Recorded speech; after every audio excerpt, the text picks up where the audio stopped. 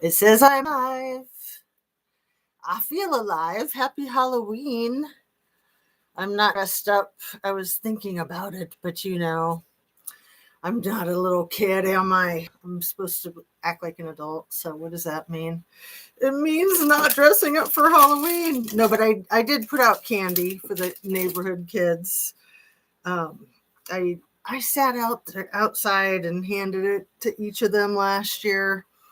I decided to take the easy way out this year and just put out a cute little table with a note that says take two and some really good candy. My daughter, my husband picked out the best candy. I'm just like, man, you guys got some taste.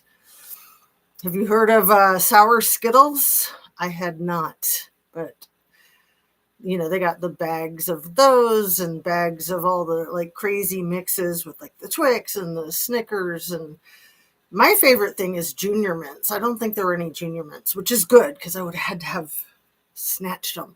Anyway, let me get started. It doesn't look like I have anybody here yet because you're probably all handing out candy or you're at a party or something. I mean, on the East Coast, we're at 7:20.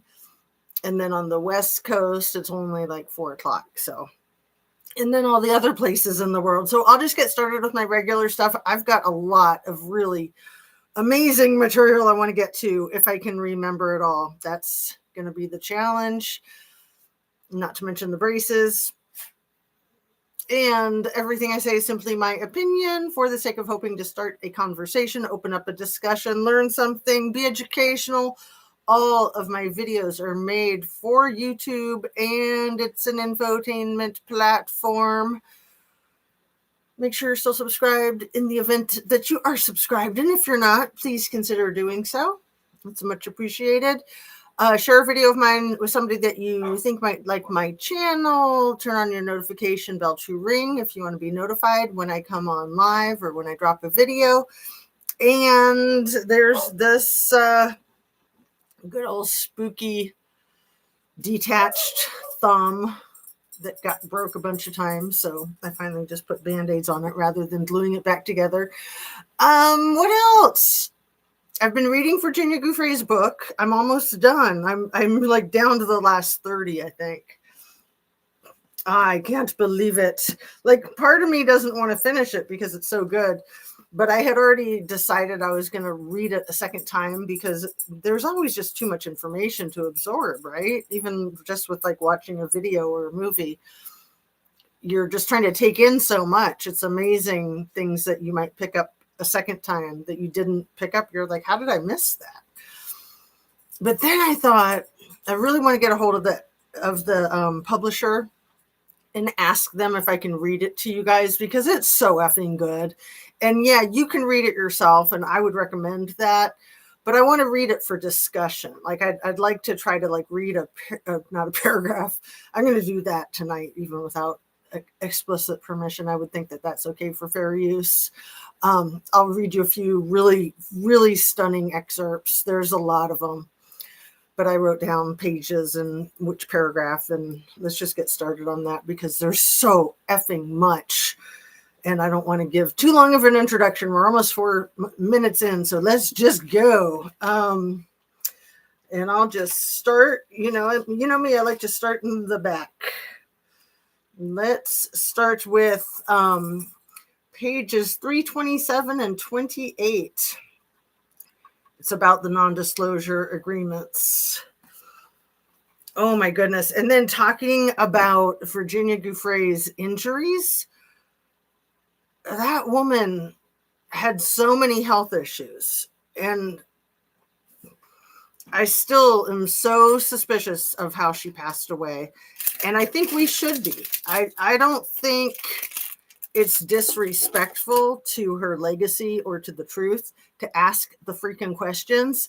And the people that get so upset about anybody asking questions just makes me more suspicious of them. Just like, you know what? It's okay. Agree to disagree. You don't have to ask questions, but if I want to ask questions, I'm going to be asking me some questions. Okay, so it's a total of 367 pages. And I'm on 333 for those of you that are into numerology. There's so much of that. It's nuts. 333. So I have exactly 34 pages left. I'm sure I'll finish it probably tonight.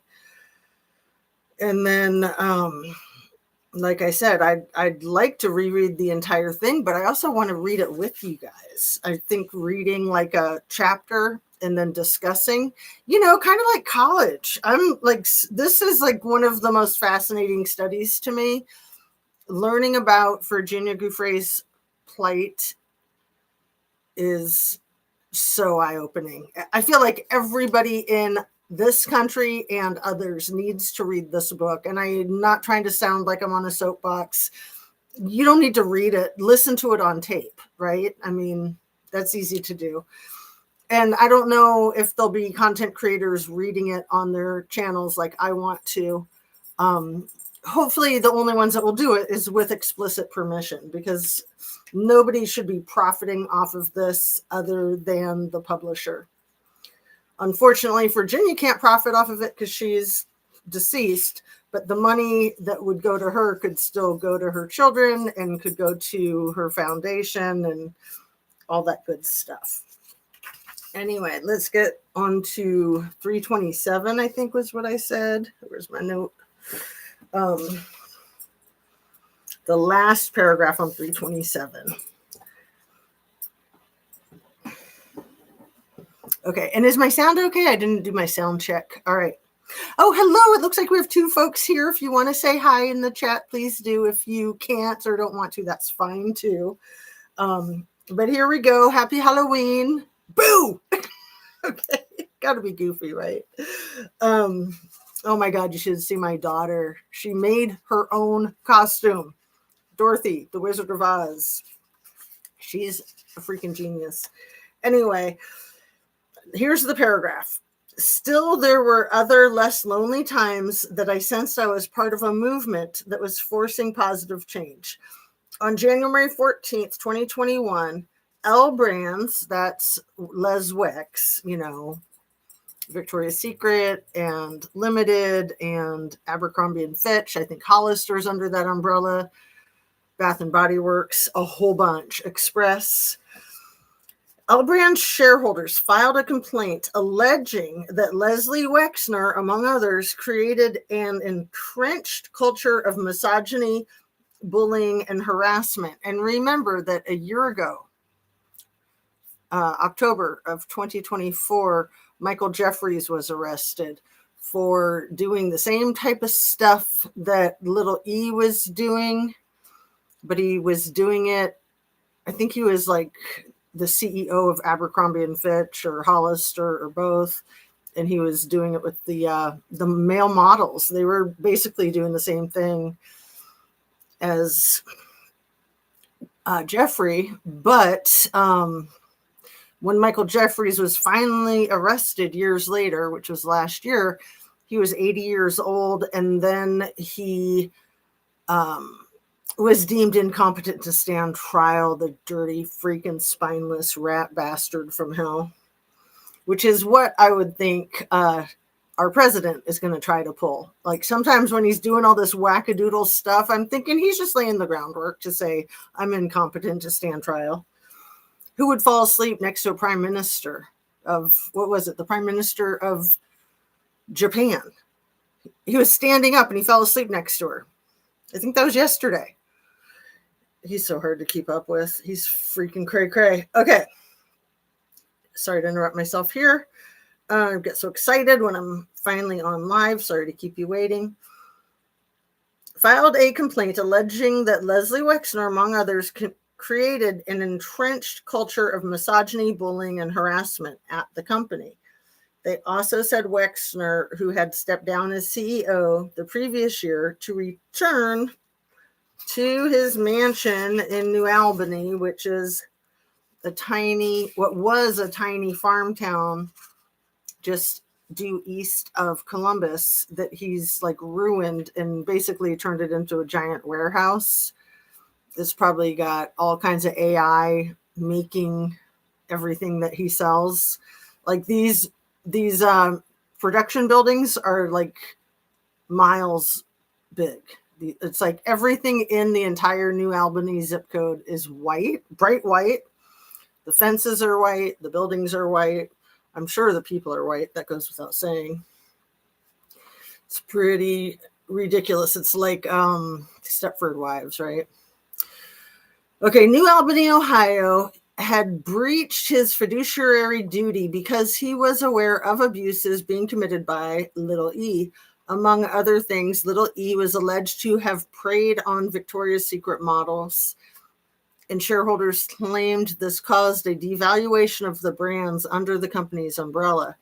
6 months later, in July, the company settled, pledging to invest $90 million to clean up its act, improving sexual harassment and anti-retaliation practices, and ceasing to enforce non-disclosure agreements that had silenced women victims in the past.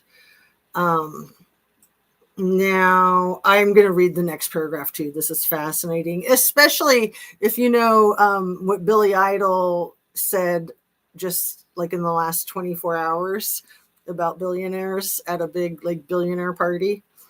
She was basically like, yeah, you guys are all losers. Why do you need all that money? Give it away. Reminds me of the Red Hot Chili Pepper song. Give it away, give it away, give it away now. But yeah, I mean, that's what a lot of them do. And for good reason, you know, nobody needs that much money. So next paragraph, last paragraph of this chapter, and it's chapter 34. Not even a year later, a singer and former American Idol contestant named Jax released an ode to body positivity that quickly climbed the pop charts. I know Victoria's Secret, she's saying, and girl, you wouldn't believe she's an old man who lives in Ohio. Making money off of girls like me, cashing in on body issues, selling skin and bones with big boobs. I know Victoria's Secret. She was made up by a dude. Victoria's Secret new female CEO soon wrote Jax a letter thanking her for raising important issues. One by one, some in Little E's inner circle were being called out. If I had played even a small part in that, I thought maybe I could keep going. Of course, she played a huge part in it. Anna Bees, what's up, girl? How are you? It was Billie Eilish. Oh, who did I say? Billy Armstrong or something? What did I even say? Oh, I said Billy Idol because it's because I just saw American Idol. Thank you so much for catching me, because I drive myself nuts when I do stuff like that. And then I catch it on the replay. You know, that's why I try to review my stuff, is to catch silly mistakes like that. And then I'll try to like make a comment or put it in the description, the correction and the error. I'll try to bring it up in my next video. But sometimes I just think it's so petty that it's silly to even correct it. Like most people probably knew what I meant, but I super appreciate it. I need you, girl. Keep me on a tight leash, right? I knew what you meant. Exactly. But still not everybody's going to know. People are going to be like, really? Billy Idol said that? Yeah, Billie Eilish. To Zuckerberg in particular, I guess he wasn't happy. Anyway, he's Zuck. Start with an F, not a Z, right? What an effing loser. Like, what a freak that man is. Man or a mouse, right? Okay, so yeah, Virginia is my hero, man. Anna Bees, have you bought the book yet? I am so excited I'm so close to being done with it, and I want to reread the whole thing again. And I really want to read it out loud on camera, like maybe a chapter at a time. That would take like a whole month with 35 chapters plus. Doing that once a day, maybe even twice a day. I could try to go to 2 a day, so it would be like 2 weeks long instead of a month-long project. Because, yeah, what did I do that with recently? I read through the 150 pages or so of the arrest, the PCA for Barry Morphew. Remember? Maybe it wasn't 150 pages, maybe like 120 or 30, but I broke it up into 6 parts. For anybody who's interested, I would recommend watching those videos. Or if you want to look at the document yourself, I have a link to it in the description of those videos from a few months ago. I'll try to link them up in the description here so you don't have to go sorting through piles and piles of videos. Yes, he was front seats. It's been crazy few days for me. I want to buy it. I'm going to Barnes and Noble. Yeah, I am so glad I picked it up on day one. I don't think I cracked it open until the next day. And today is Friday, so it's been like 9 days. I've been kind of dragging it out because it's so good. I don't want to finish it. But now with only 35 pages left, what did I say, 34? I'm sure I'll have it finished tonight. And like I said, I'll probably restart it right away. It's that good. So let me read you the thousands of things I have in my notes. I've got the thumbnail with Erica Kirk with her giant blue hat, which is kind of cool, actually. I like it. It makes for a wild photograph. But that was from the Miss America beauty pageant that she competed in 2012, which is probably, Tenacious D has said that he felt obligated to sleep with the contestants of his pageants. And I think he said it tongue in cheek, like he was kidding, but there's truth to every joke. And we all know how he is and who he is. And if you didn't think that she might have gotten in bed with him, the way they touched each other at that ridiculous 9-hour memorial extravaganza with the fireworks and the pyrotechnics and the way they hugged each other, and she had her hand she had her hand almost on his rear end, like right above his butt at the small of his back, and she was kind of rubbing his back. The way they touched each other, I think us chicks know, our little spidey senses, we know that they've slept together. In my humble opinion, in my humble conspiracy theory opinion, allegedly. But now she got on a stage with JD Vance yesterday. And they were like making out, practically sticking their tongues down each other's throats at a turning point thing. And if you think I'm exaggerating, then you haven't seen it, because they are just like practically pulling their pants down, and he's treating her like a freaking couch, man. I mean, I can't even apologize for that. They should both apologize to Usha, and I'm sure I would be surprised if a divorce isn't filed in the next couple of days. Seriously. So wouldn't that be so not surprising if she's slept with dear leader and then maybe hooking up with his underling? Dang. So I really think that she ties in with all the Epstein files.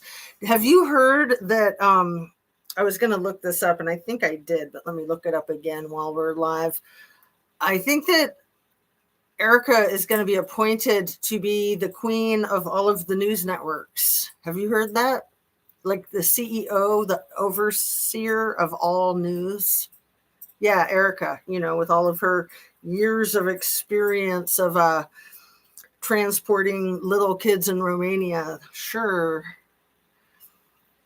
I saw a thumbnail with Erica kissing JD Vance. They were completely kissing and feeling each other up and hugging and kissing and hugging. Really long embrace. And I mean, people are running with it and accusing them of having an affair, but I don't think that's a stretch at all. I'd be surprised if they're not, honestly. From looking at that footage, I definitely don't believe that they're not already. What was I looking up? Erica Kirk in charge of all news networks. You think I'm kidding?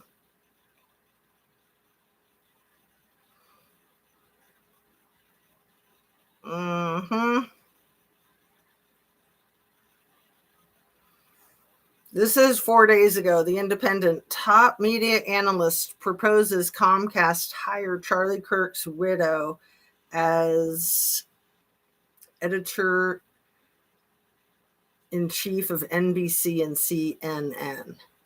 Sure, at first blush, it sounds crazy, but Trump loves the deal, and Brian Roberts needs to think big and differently, media analyst Rich Greenfield wrote this week. This is from Monday, October 27th of 2025. Yeah, it seems ridiculous because she's a freaking Black widow, as far as I'm concerned. The evidence points to her involvement with this crap. A prominent media analyst, this is The Independent, I already said that, but I was going to say who wrote it, Justin Baragona. Prominent media analyst is proposing an unorthodox solution for Comcast to win over Donald Trump's approval in its bid to purchase rival media giant Warner Brothers Discovery. Make the widow of slain right-wing activist Charlie Kirk the top editor of the merged company's news networks. I'm going to need a barf bucket. According to Lightshed's partners, Rich Greenfield's latest column, Comcast. Hey, Cheeto. Come here, cheese ball. Chi-Chi. Come on, babies. She's probably trying to alert me that the trick-or-treaters are stealing all the candy. Let's see. Comcast chief Brian Roberts could win Trump's heart if he were to think outside the box and agree to appoint Erica Kirk to oversee CNN and NBC News once the administration approved the deal.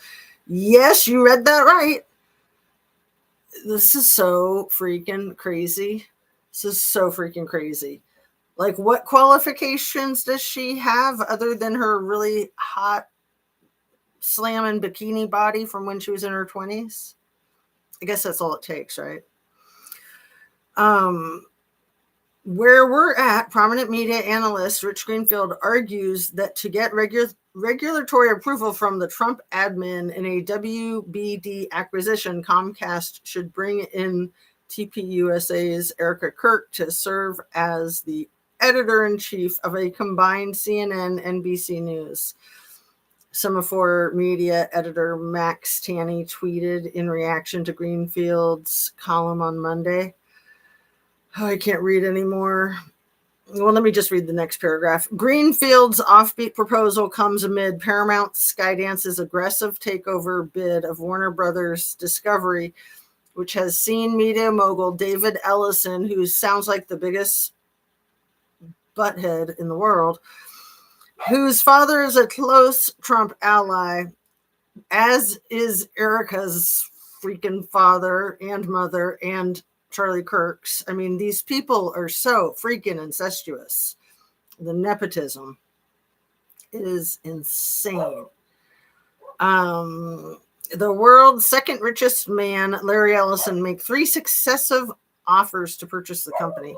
I gotta set this down. I'm getting too upset. My blood pressure can't handle it.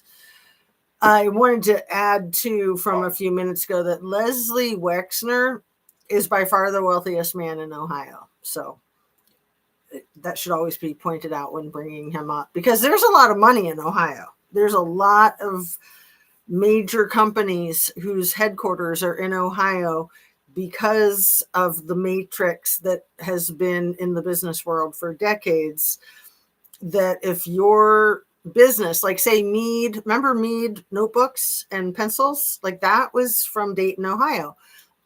Every single cash register and ATM, Dayton, Ohio. That's NCR, National something Register. NCR, National Cash Register. Yeah, anyway. Tons of companies, like you can't even name them all because they just, it's like so ingrained into, I mean, we have Honda too. The Honda that's not overseas, I think is mostly in Ohio. Because when you're in Ohio, you're within 1,000 miles of like 2/3 of the population of our country, but also the real estate is a lot cheaper than places like Chicago or Houston, Georgia, Atlanta, the East Coast. I mean, those are other giant hubs that have that same type of geographical proximity. The matrix of, how many miles are you to get to all of these people. So Ohio's a big one. In fact, with all of the depletion of our cities nationwide, like say especially since 2007, and the cities all across Ohio have been depleting along with the rest of the country, all except Columbus. Columbus, Ohio has been on an uptick the entire time. I mean, and that's where L Brands is, even though, it's technically New Albany, it's pretty much Columbus. So like that's where the Abercrombie and Fitch headquarters is. Obviously that's where OSU is, and there's just a lot of power and corruption. With a lot of power comes a lot of corruption. Anyway. My son's headquarters in Ohio. Oh, what company is your son's with? A medical company, isn't he? Didn't you say that a while back? Yeah, lots of like prosthetics and dental things. I mean, again, OSU has like one of the best dental training facilities in the world. Way up there for medical, way up there for I mean, they're such a big university. Football, I mean, they're huge for football, but they have a lot of really good schools that people come to, not just nationwide, but worldwide.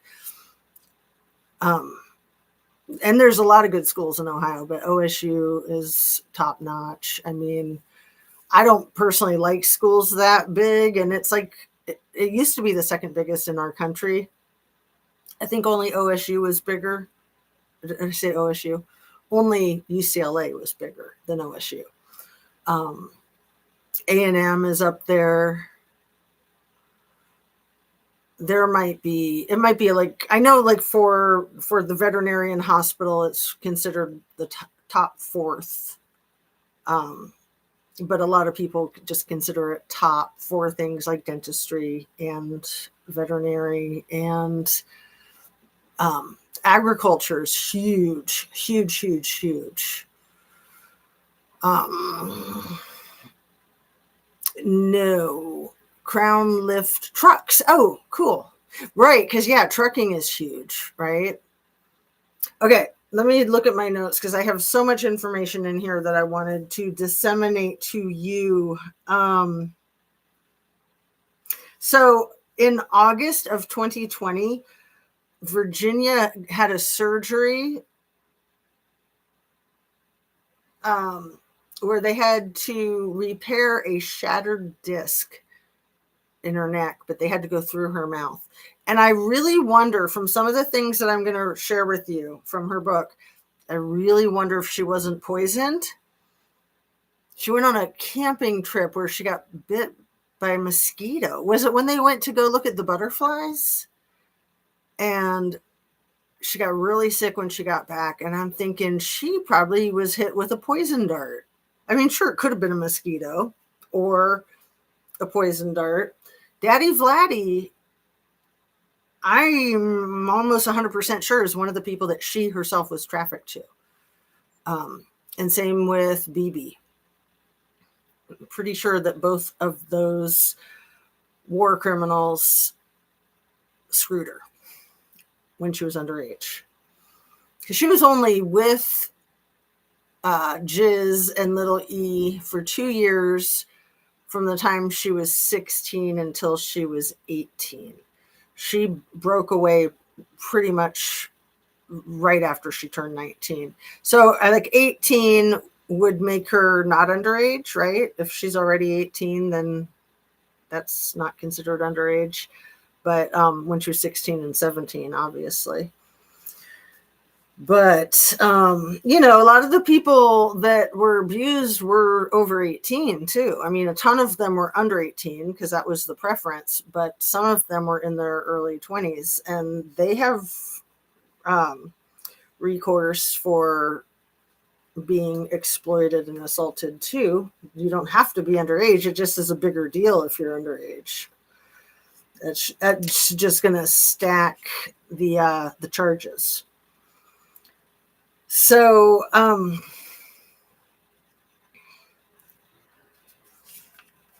let's see. That was the last page. These are little pages, but I think I have like 10 pages here. So Adam Perry Ling is the name of that chef that worked for, can we just start calling him Einstein? Just for fun. Adam Perry Ling is the one who was Einstein's traveling chef, who was tight with Virginia and is super tight with Jimmy Kimmel. Adam Perry Ling. I mentioned him last week just by first name. I said, I think his name is Adam, and I didn't feel like looking it up. But Adam Perry Ling is one of the few people that was willing to speak with Virginia when she went on this like cross-country tour with Tara Palmieri to try to find people who could corroborate her story. And he was kind of reluctant. I mean, I think most of them were like beyond reluctant, which is sort of understandable, but not really. I mean, you can't be afraid of these types. You just can't. You can't live like that. You can't let them bully you and be such freaking gangsters.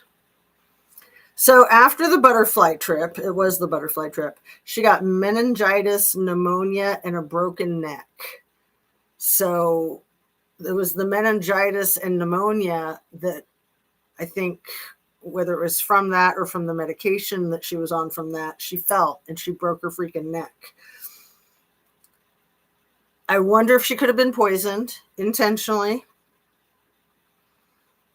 I also wonder if people that she went to see for medical care could have been paid off to do medical malpractice. And that's a huge accusation. I'm just asking a question. I'm not saying they did. I'm just wondering. Like, that would be easy. I mean, personally, that's what I believe happened with El Presidente's brother when he was in the hospital, almost deceased, and then he passed away the day after his dear brother came to visit him. You know, there's some people who think that that might have happened to Pope Francis the day after J.D. Vance visited him.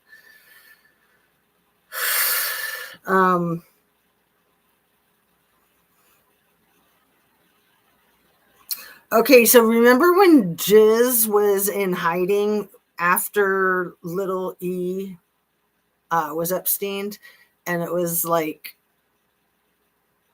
it wasn't until 3 years after that that she was sentenced for her crimes, but it took over a year for her to be found. Part of why it took so long for her to be found, you know, Einstein was in August of 2019, and then move the calendar around about 9 months or so to March of 2020, and you have the big COVID shutdown, right? So it was, I want to say after the COVID shutdown, that it wasn't until 2021 that Giz was arrested. But during that time, while she was in hiding, and she was found like in New Hampshire, hiding out in a nice $1 million log cabin mansion. While she was in hiding, she avoided 3 different lawsuits being served to her. One was by Annie Farmer. Another was a victim named Jennifer Araoz, I think Araoz, and another one from a Jane Doe. So she avoided being served for 3 different lawsuits during that time.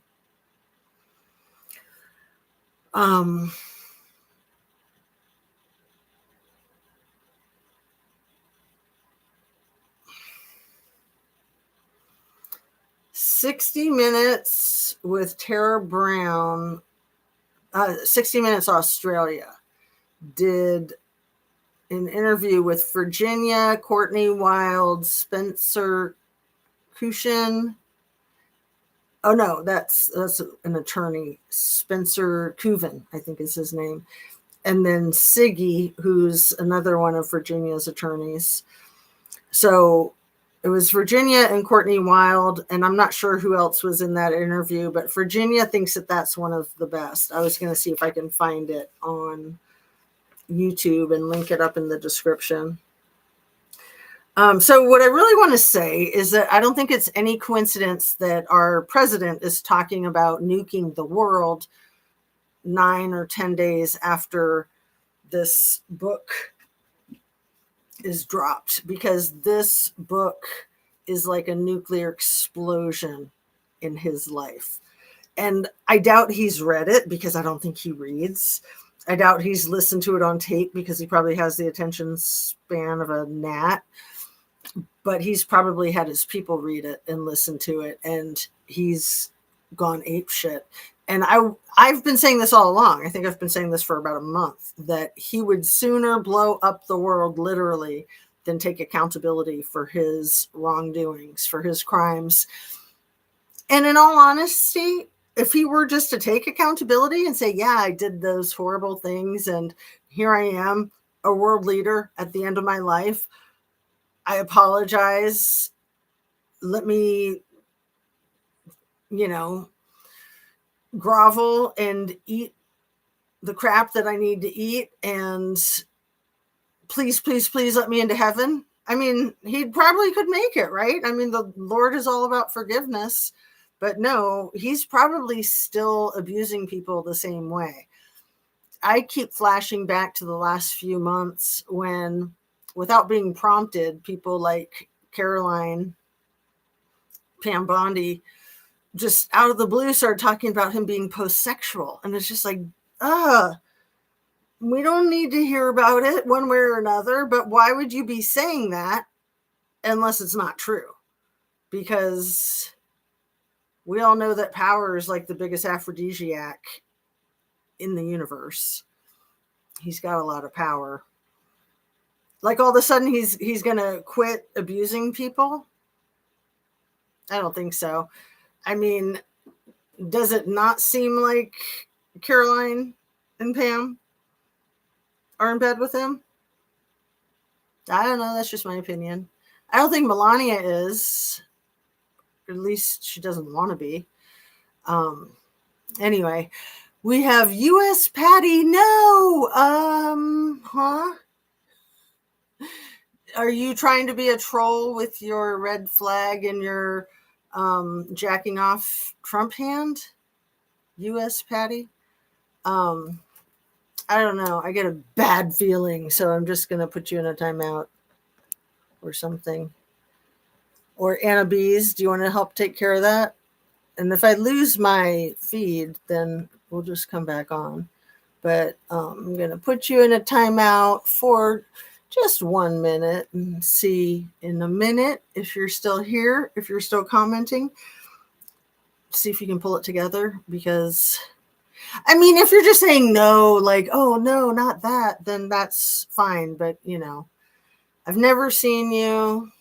I have a really little channel. Of course, trolls drop in when you have buzz phrases in your algorithm. And I have been using the names when I'm reading this stuff, especially like Einstein and Wisnieks. Been using their whole names when I'm reading it out of the book. But yeah, you guys, it's not just YouTube that's getting trolled. The whole freaking nation is getting trolled.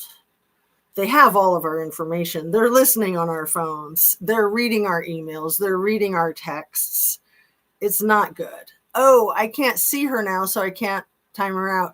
Okay, well, I timed her out for 60 seconds, and maybe she'll get bored and run away.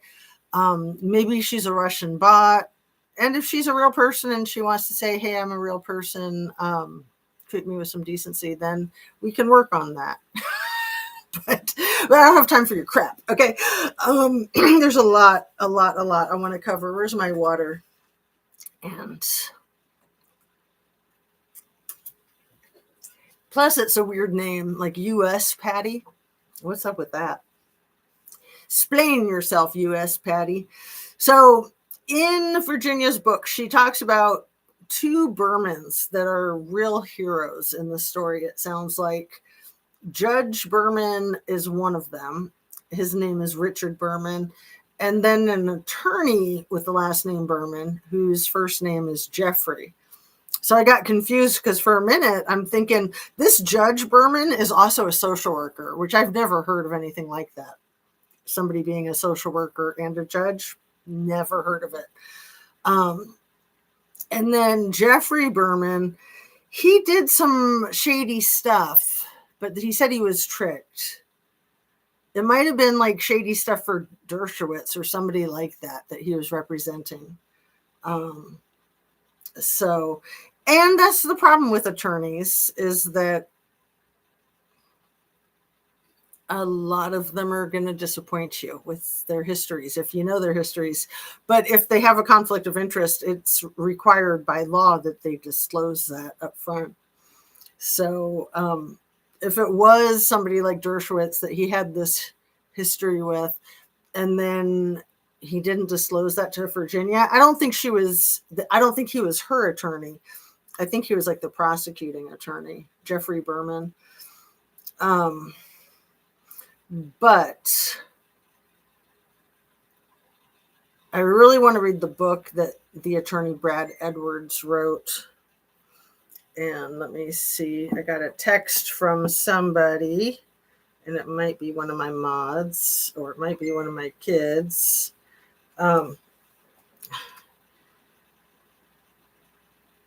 Let's see.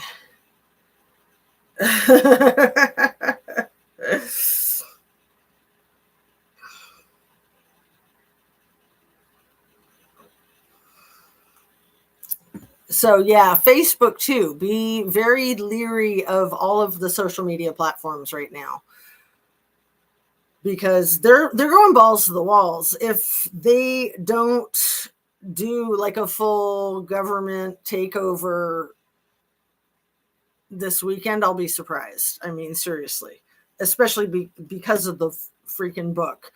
I don't think I'm overblowing it. This book is bigger than the Me Too movement, in my opinion. Read the book, please. You'll thank me. You will thank me. It's too much information to try to disseminate to you, but I will do my best. And let me see what this next message is. Okay.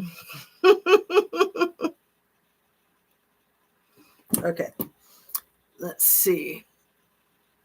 An 11-year-old violin player. Was this page 305? An 11-year-old violin player in New Mexico. Oh man, New Mexico has a lot going on with this whole case. There was a governor of New Mexico that Virginia was trafficked to. You know, Zora Ranch obviously was in New Mexico. It still is. And it wouldn't surprise me at all if there's a freaking baby farm there. And this is going to sound completely insane, because it is completely insane. They could be making Charlie Kirk clones at Zorro Ranch right now as we speak. Who's to say they're not? LOL. I agree. I hope that that's just crazy talk. But New Mexico was also where that Zorro Trust Fund won like the $85 million the day before Einstein went to jail in 2008 in Florida. And you know, he transferred his entire $500 million fortune into a trust in the Virgin Islands 2 days before he was found deceased in his cell. 2 days. His entire 550 some odd millions of dollars into a trust fund in the Virgin Islands. I'm going to guess our president is the only one with access to that. I don't know. I could be wrong. But what else? The 11-year-old violin player in New Mexico, 11, who was picked up by Jiz at a mall. She was playing her violin shortly after her mother passed away from cancer. And Jiz and Einstein swooped in on this kid, roping her in with promises of helping pay for her musical training and such. Jiz is hideous. We already know this. But here, I'm going to read you about that. That was page 305. So maybe I'll read you. I'm going backwards in my notes. You guys know I have that habit of going backwards to the front.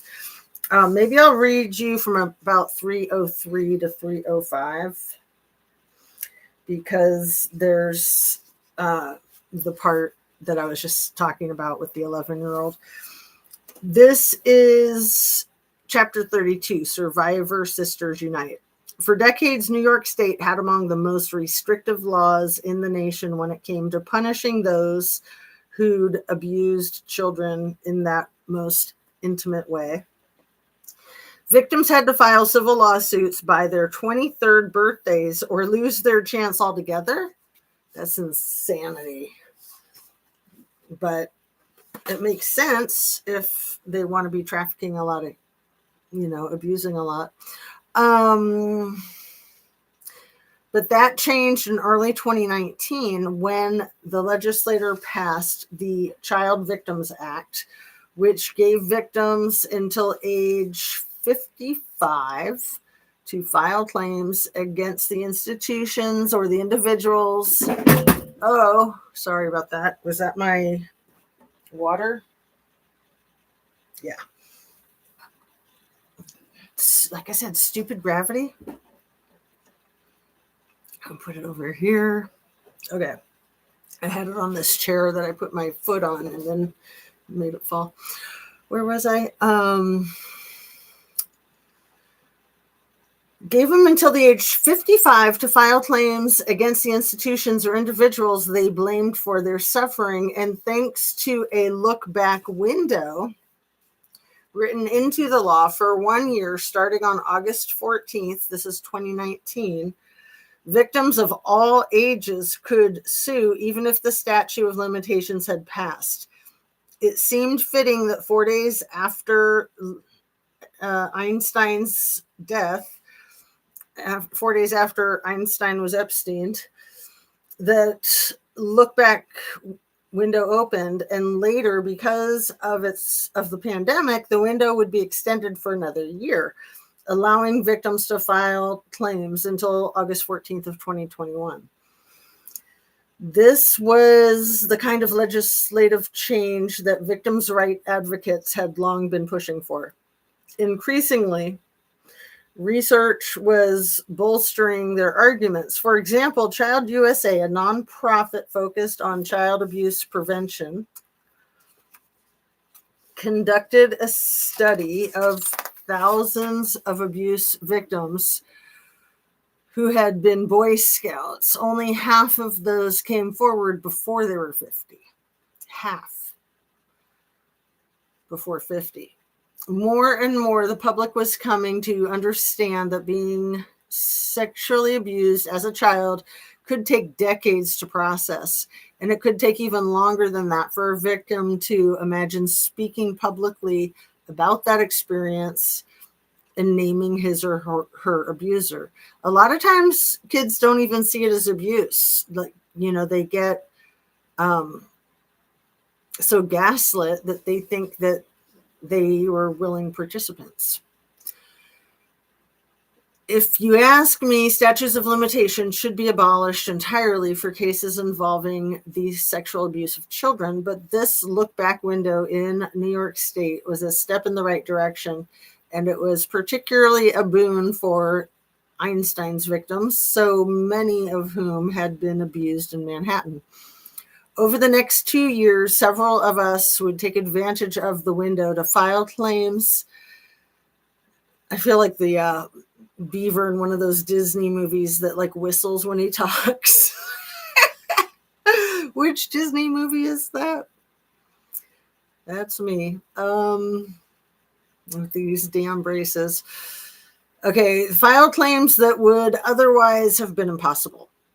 But first we had a hearing to attend. On August 19th of 2019, the U.S. Attorney's Office had filed a document to withdraw the charges against Einstein since he was deceased. Usually, this was 10 days after he was deceased. Usually the results in a dismissal of the case as soon as the judge signs it. Usually this results in a dismissal as soon as the judge signs it. In an unusual move, however, Judge Berman said that he was aware, this is the social worker judge, that he was aware that Einstein's death had robbed his victims of something vital to their healing. To remedy that, Berman, who is a licensed social worker as well as a judge, scheduled a hearing for a week later. On August 27th, he said he would give any of us who wished to speak the opportunity to address the court. The government would pay for our airfare and hotels. It was short notice, but I was determined to be there, as were scores of others. Because of the enormous media attention and expected attendance, Berman, and again, this is prior to COVID. This is a year before COVID. Berman moved the hearing from his usual courtroom to a larger one. Half of the seating was reserved for survivors and their attorneys. And on the day of the hearing, that side of the room was almost full. Siggy and Brad were there, as well as several other lawyers I knew. Berman heard from the lawyers first, and then one by one, 23 of us rose to say that what we were there to say. Woman after woman, now in their 20s, 30s, and 40s, told a similar tale of being hurt by Einstein, and then struggling for decades afterwards as memories of that trauma threatened to derail them.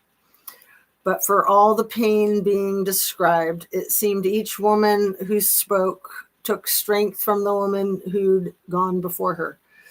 Courtney Wild was the first, and she set the perfect tone for the proceedings. Sorry to break that all up. Let me see. Try to read that more smoothly. Courtney Wild was first, and she set the perfect tone for the proceedings. At 14, she had been a straight A student, the first chair trumpet in her school band, and the captain of the cheerleading squad. Then Einstein began abusing her, robbing me of my innocence and my mental health, she said, and all her ambitions and achievements went up in smoke. I feel very angry and sad that justice has never been served in this case.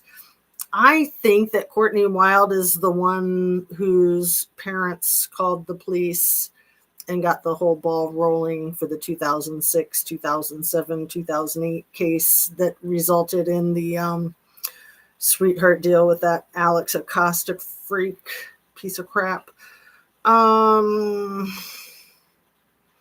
Another survivor said she had lost her mother, this is the one, to cancer when she was 11. Afterwards, she recalled being approached by a lady when she was playing her violin at a mall in Texas. Oh, sorry, it was Texas, not far from the New Mexico border. But see, I didn't catch that before. I thought it was New Mexico. The lady told the girl she knew a wealthy man who lived nearby who'd pay to see her play. This was the beginning of the end of my childhood, the survivor told the court. Shantae Davies, who'd been recruited to be a masseuse for Einstein, recalled how at first she tried to reject his advances, but that seemed to excite him. He ended up abusing her for years, she said. We have all suffered, and he is still winning in death, she said. Jennifer Arazo, I'm not saying that right, Jennifer Arauz, Araoz, said she was first abused by Einstein when she was 14 and that he forcibly raped her at 15. He stole my chance at really feeling love because I was so scared to trust anyone for so many years, she said, speaking through tears. Annie Farmer, Anuska DiGiorgio, Telia Davies, Teresa Helm, Sarah Ransom, and Marjik Chartouni, Chartouni, Chartouni. These might be names you've heard. All of us have been quoted in media accounts speaking out about what they'd been through. All of them had been quoted in media accounts. But they are only a few of my survivor sisters, as we'd soon call ourselves, who spoke that day. We all shared the belief that by raising our voices, we might comfort and inspire others who weren't yet ready to reveal their own suffering. Several of us thanked the prosecutors that were there for finally assembling a case against Einstein. But I was not the only one to remind them that there were others walking free who should still be held to account. This is exactly why his life was ended, in my opinion, was because they were hoping that the whole thing would just end with him. But that was 6 years ago, and people are still talking about that creep. It was 6 years ago, and you're still talking about this creep. Remember when El Presidente said that? Wait a second. You're talking about Einstein? We've been talking about that guy for years. And now we've got Texas. We've got all these successes. And you still want to talk about that creep? Dear Leader said that in the Oval Office. You probably remember the presser that I'm talking about when somebody asked him a question about Einstein, and that was his response.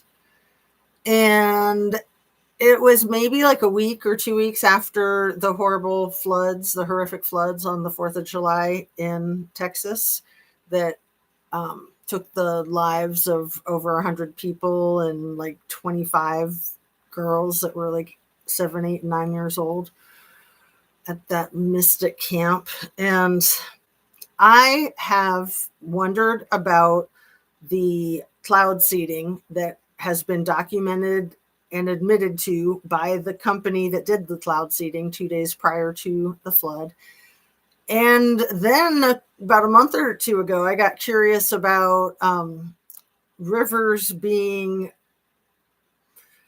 the dams of rivers being released to make the water higher or shoring it up to make the water lower. And I looked into it with Guadalupe River, and there is a dam not too far north of where that Camp Mystic was, where they could do exactly that. The same thing that J.D. Vance had the Army Corps of Engineers do right here in Ohio at Caesars Creek State Park, the Little Miami River, so he could go canoeing on his birthday. That's what got me interested in it. So his birthday was in August, so that was just the month after. Anyway, it took a long time for that story to break about the Army Corps of Engineers messing with the water level of the Little Miami River, which there's no reason for him to have done that. You've got the Greater Miami River right there. You also have one called Mad River if you really want more water. And then there's a couple other rivers. Little Miami River is little, and people do canoe in it, but it does get low where you can't canoe in it. So then you have to pick one of the other ones. But anyway, I got to thinking that that might have been like a test run so that, I don't know, maybe they'd flood Dayton. Dayton was victim to a giant flood in 1930 where, I don't want to say thousands of people died, hundreds of people died. I mean, it's a whole historical thing in the city. But that was like 1930. So here we are 100 years later. You know, they set up, the Army Corps of Engineers set up a whole system so that it could never happen again. But then I thought, well, why were they doing that? Was it really just so that he could go canoeing, or was that just a cover story so that they could like tinker with it? And then I looked into it, and anyway, I'm getting off track with all of that. I think all these things are distractions. I think that there were all these missing people on the 4th of July. And yeah, it could have been Mother Nature, but there was the cloud seeding, and there is the possibility that there was something going on with the water level with the river. And then there were all the problems with the whole emergency system being dismantled, not being in place. The first responder that called in and said, this is trouble, we need to do like a red alert thing. The dispatcher said, well, we can't do that without a supervisor's approval. And that was like 1:30 in the morning. And I don't think the approval came for hours. And what he was calling about was the road, the only road going into that area, the only road where you could get out of that area, being unpassable. So it was like, no, you can't wait. Anyway, there were a lot of delays like that. And then it took the president a week to get there. And then when he was there, he was being interviewed, and he started talking about when he got his freaking ear nicked during the alleged assassination attempt in Butler, Pennsylvania. And he says to the person interviewing him from Fox News that he thinks that he was saved by somebody very powerful like me. And I made a video about it that disappeared. Somebody very powerful like me. He was rescued. Billy, darling, Billy is here. Did you see what your Billy did? Yeah.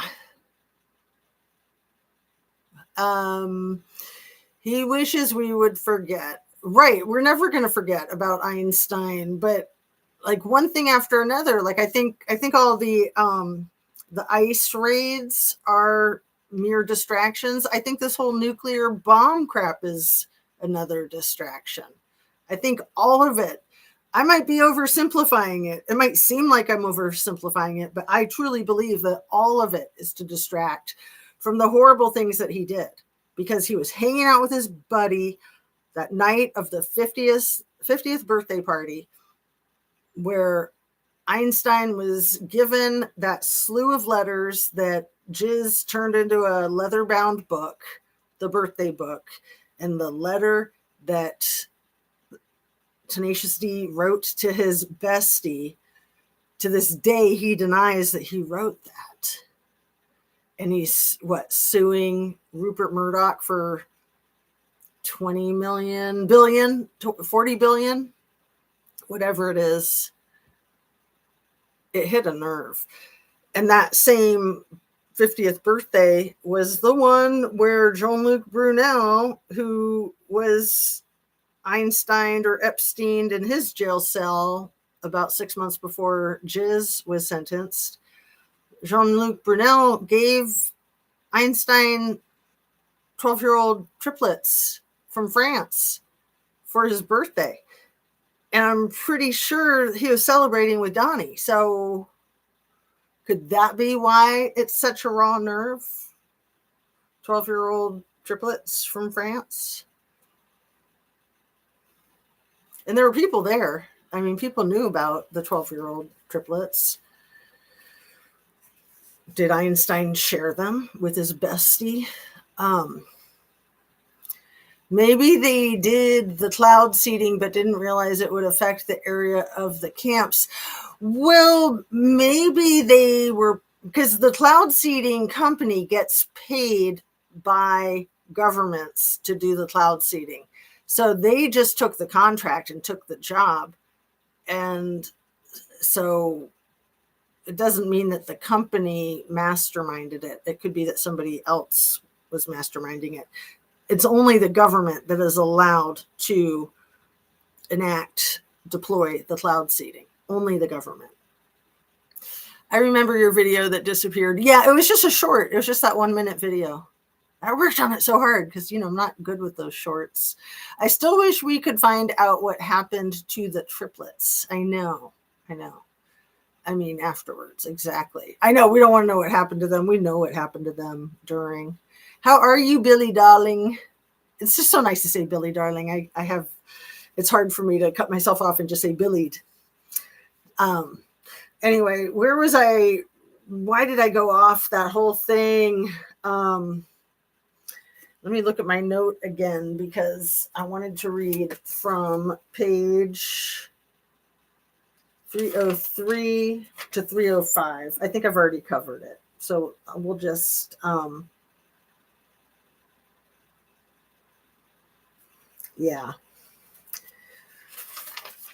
just look at the notes and try to get the brain back on track. How are you, my dear? Billy darling is fine. Oh, good, because I love saying it so much. I love calling her Billy darling. I know, it's so cute. Did you see what Billy Idol, how she offended Zuck? Effer, F Zuck, F Uck. Did you see how she offended him at the little party? It looks like he did. I know. I thought of you right away. I was like, oh, Billy darling would be so proud of her, Billy. Yeah, Billy rocks. She rocks. Remember when Chris Christie had that whole thing where he blocked off the New Jersey bridge because it was like a district that didn't vote for him, and then he got skewered for it. They found the emails. He denied knowing anything about it. He got into a lot of hot water, and Trump just loves to fry his ass over that. And I was thinking that he probably likes to fry his ass over it because he didn't think of it first, and I'm sure he would love to do that type of thing to any precincts that didn't vote for him, right? OMG, OMG, OMG. You do not want me to talk to you about the zombie Epstein, do you? But I will. 1 second. Since it's Halloween. How's your Halloween going? It's 8:30, so here on the East Coast, I used to live on the West Coast. Here on the East Coast, most trick-or-treaters are done by now, but just getting started. Central, Mountain, and the West Coast will probably be starting in like an hour, right? Because it's only 5:30 there. Oh, so much fun, so much candy, so much diabetes, right? The zombie Epstein. Let's see. I'm going to read to you about the zombie Epstein.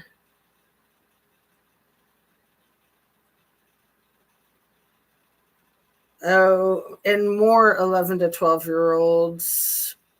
Okay, it was the former New Mexico governor, Bill Richardson. Let me read you that part. Maybe that was the 11 to 12-year-olds as opposed to that violin player. 1 sec. Let me look at my phone too, because I thought I screenshot something. What did I screenshot?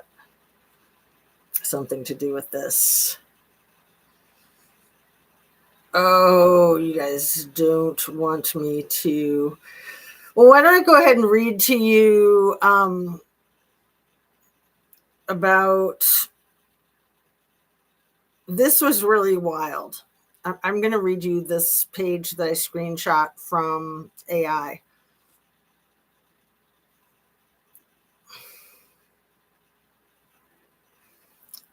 Oh my God. My friend just sent me this. This is brilliant. I got to share this. Holy crap, man. People are so brilliant. Fake grieving widow grifter costume. This is Erica Kirk yesterday in her leather pants. So it's like a costume in a package from Spirit Halloween store. She's got mascara dripping down her face. She was wearing these black tight leather pants when she was making out with JD Vance on stage. OMG. I am going to post that on my community feed. Includes fake teardrop, skin tight black leather morning pants. Oh my God, that's adorable. Skin tight black leather morning pants. OMG, that is the best. Okay, so let's go back to this boring thing about voting. It is not possible. I asked AI if Erica voted in the last election of 2024 because she was a dual citizen to Australia and the US. And she had lived in the US and Colorado, I think, up until 2021. Yeah, she's so inappropriate. Little T would love to delete all of us that didn't vote for him. Yeah, you think? Well, and I think he's going to try to with that nuclear war stuff right now. Because everybody hates him. It's not just our country. It's the whole freaking world because he's wreaking havoc on the whole world, not just our little country, our little superpower. So AI answered me when I asked if Virginia voted in the 24 presidential election. AI says it is not possible for the public to know if Virginia Giuffre voted in the last presidential election. While publicly available voter records in some states might confirm if someone cast a ballot, they will never know how an individual voted due to the secret ballot tradition. Here is what, that's not true for Ohio. Ohio lets you know if somebody's Democrat or Republican. Here's what is known about her voting eligibility and status. Registration. In late 2021, Virginia Giuffre's lawyers confirmed she was registered to vote in Colorado. Death. Virginia Giuffre died by self-unaliving in Australia in April 2025. 2020 election. As a registered voter in the United States, she was eligible to vote in the 2020 presidential election. However, public records cannot reveal whether or not she actually voted. And she would have voted for Trump probably each and every time. 2024 election. This is the reason I screenshot this. Are you ready? She passed away before the November 2024 presidential election, meaning she would not have been able to vote. I'm going to reread that last part. AI says she passed away before the November 2024 presidential election. Mic drop. Why is AI saying she passed away before the November 2024 presidential election?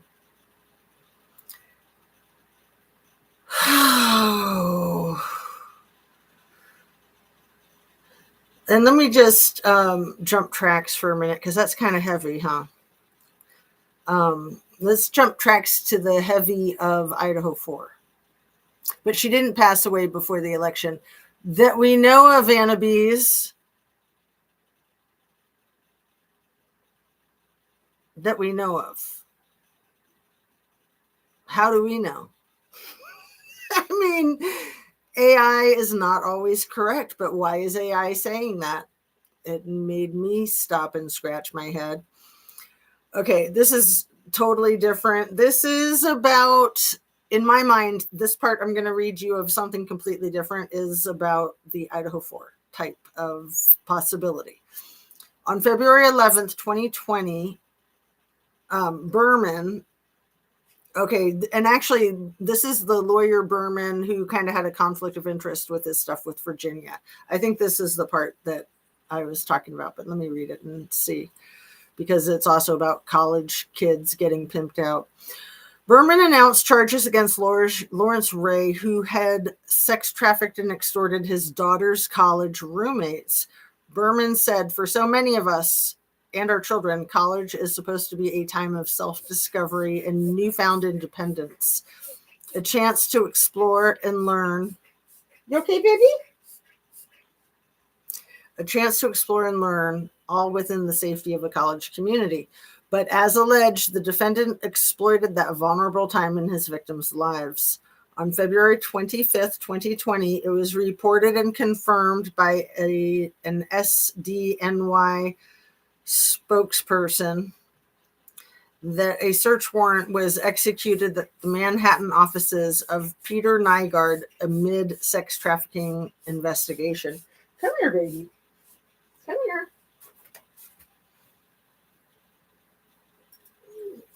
She sometimes does this thing. It's kind of like a reverse sneeze. Are you okay? On March 9th, 2020, Berman announced the indictment of 27 people, including Jason Service and Jorge Navarro, involved in doping racehorses across the country, Berman said. The defendants who we charge today engaged in this conduct not for the love of sport and certainly not out of concern for horses, but for money. But that's not the part that I was more interested in sharing with you, the part at the top. Berman announcing charges against Lawrence Ray, who transported and extorted his daughter's college roommates in February of 2020. Is that so crazy? I didn't think of that. I know. Like, what if they already had taken her out, but then they needed to cook up their public story? So then that whole weird thing about the bus hitting her. Oh, and the photographs of her in the hospital bed with the bruising.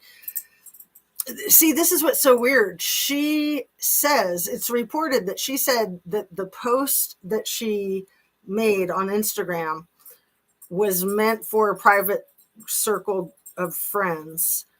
It wasn't supposed to be a public post, but she accidentally posted it publicly, but then didn't take it down, I don't think.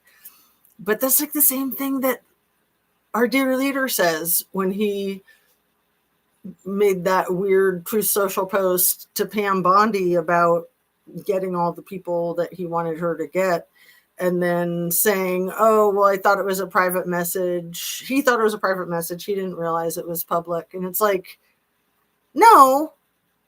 I mean, I used to do Facebook a lot. Sure, you can sometimes message the wrong person, just like you can sometimes text the wrong person, but never, ever, ever have I ever heard of anybody in real life thinking that they were private messaging somebody when they were actually posting publicly. Like, that's just not a thing, except with Virginia Giuffre and with Tenacious D. So weird, huh? Quinky dink. And yeah, it's just like some people in the Kylie Rodney case had theories that like Mark had that theory. Not Mark Meeker, our other dear Mark, the one in Oklahoma. He had a theory, and I think Kenny over there in Scotland had the same theory, that what happened with Kylie might have happened earlier than what they said of August 6th, 5th, 6th. And that, then they try to make this arbitrary story to explain why she's not coming back, right? Okay, there's a lot that I want to talk about, so let me see if I can do it without being super confusing, and I'm sorry if I am being super confusing. the bottom footnote of 297. That's what I was trying to get to when I got like sidetracked by this, that, and the other. So 297. I think the footnote's about the 11 and 12-year-old in New Mexico, but let me see. It's so tiny, so it's even harder to read. The footnotes. Later, it would become clear, in case anyone doubted it, that when he was arrested, Einstein had likely still been keeping company with minor girls. 2 weeks before Einstein's arrest, the U.S. Marshals Service had interviewed an air traffic control employee who reported seeing Einstein as recently as November of 2018, disembarking from his jet with girls who appeared to be as young as 11 or 12. 2018. So I forget how long he was on house arrest. I want to say he was on house arrest, in air quotes, for like 5 years after he was released in like 2009 from his 13-month stint in that broom closet at the jail, whatever, where he got to go to work 12 hours a day, 6 days a week, and abuse girls there too. So then he was on house arrest. It's also weird and murky though, because all of that was 2006 to 2008, that during the time that it was being investigated until he got the sweetheart deal. And then that would have had him serving time from about 2008 to 2009, because he was sentenced to 18 months, but he served 13 and then was released. I think he had 5 years of like house arrest after that. But I want to say that they're trying to say he was on house arrest when this happened. But things were getting reinvestigated from around 2011, because I think there were 30 victims in that 2006 investigation that were wronged when they didn't tell them that he was being offered this plea deal. And so I think they filed suit in 2011. Incidentally, Pamela Bondi became the Attorney General in Florida in 2011. And then he was under investigation, it seems to me, from 2011 up until his arrest in 2019. And again, interesting that Pamela Bondi was in that position of Attorney General in Florida, I think from 2011 to 2019 exactly. What a freaking coincidence, Scooby-Doo. Always with the coincidences. So let me see what else I got here in my silly little notebook. Do you like it? It's got lemons on it. You know, I totally have a thing for lemons. I don't know what it is. I have a thing for light yellow and light green too. It's just tangent, but just so you know, in case you didn't already. Okay, here's the wildest conspiracy theory I could come up with today. Are you ready? I don't even try. They just pop up in me brain and I'm like, oh no. And it could be true. Like, it could just be the craziest, stupidest thing in the world, and it could actually be. Are you ready? Are you sitting down? I don't believe this. It just crossed my mind and I had to write it down to share it with you guys. Could COVID-19 have been a distraction from Israel? Israel was blowing up in 2019. Late 2019 to early 2020. And I'm not real familiar to know the ins and outs of what was going on politically, but I was reading about it in the book. And while I've been reading Virginia's book, I've been looking up a ton of stuff because it's freaking fascinating AF. So it was either in the book or something that I was reading on the internet, looking it up while I was reading. And then Einstein was arrested and Epsteined in August of 2019. So could the releasing of the pandemic germ or whatever it is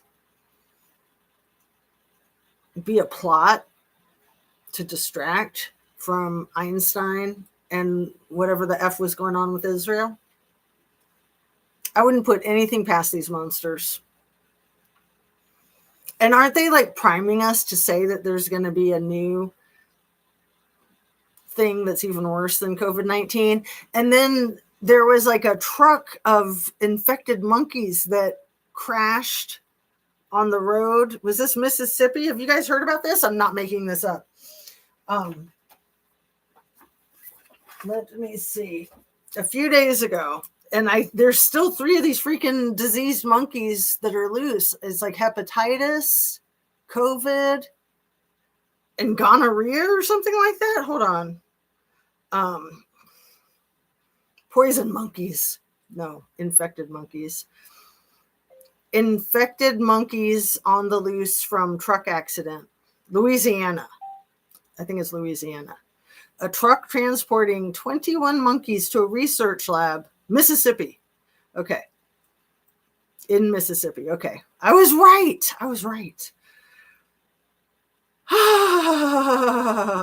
And what are the diseases that they're carrying? 5 other of the monkeys have been shot and killed after the Mississippi officials were wrongly informed that the monkeys had COVID, herpes, and hepatitis C. Oh, wait, no, they were not infected with hepatitis C, herpes. What? Were they or weren't they?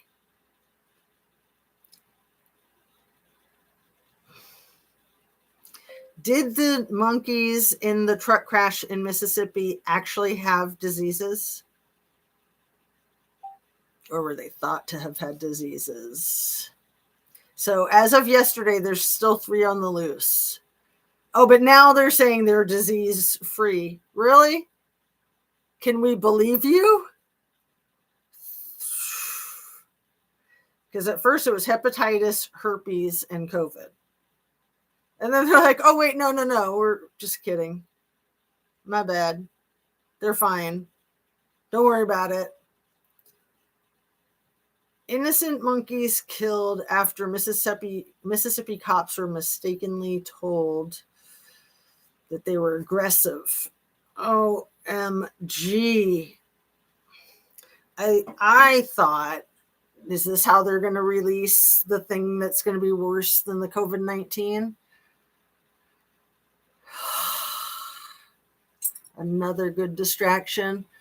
I think that the COVID virus was released by accident in China. Well, I think that's the official story, isn't it? I never had any reason to believe there was any conspiracy around it until, I don't know, just in the last year, I think it started to dawn on me that our radical right lunatic leader could have released it on purpose to thin the herds and to do like a dry run, a dress rehearsal of, freezing the whole world. Because remember, for like a week, there was not a single flight and nobody left their house. And it was like reducing pollution, and it was wild. I don't know. It just happened to be when he was president. And then,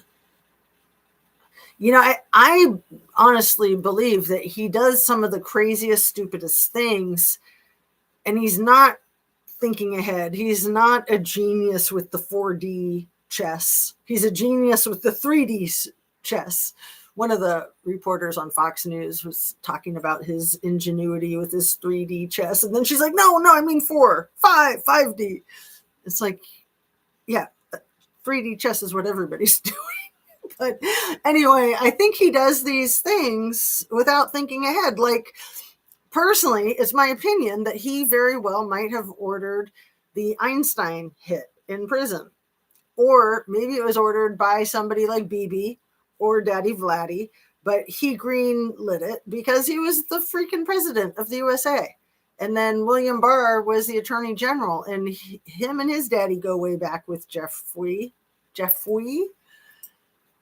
And if you've heard Jeffrey speak, he speaks like he's got these braces in his mouth. He has a very thick speech impediment, which is not something that I normally would want to poke fun at anybody for. But when somebody's as disgusting, despicable, and monstrous and abusive as he is, I say make fun of him for anything you can, just to tear him down. But anyway, William Barr and Tenacious D were probably involved in orchestrating him getting Epstein, in my opinion. But then the dear leader was one of the first people to say, oh, I don't think he did it to himself. I think somebody else did it. And that needs to be looked into. It's like, well, you are the president, so you could have somebody look into that. But it's almost like that whole Scooby-Doo thing, or like that Scammy Smith thing with the Kylie Rodney case. It's like wanting to spearhead the investigation, trying to be a step ahead of it. Like, oh, look, I think he was red-rummed. Let's look into this, when he's the one who knows everything about it. I don't know. So that was 2019. And then it was less than a year later that the COVID-19 happened, because it happened in China towards the end of 2019. Thus, the coronavirus 19. Oh, one sec. Hey, sweetie. Yeah. 1 second. I'll be right back.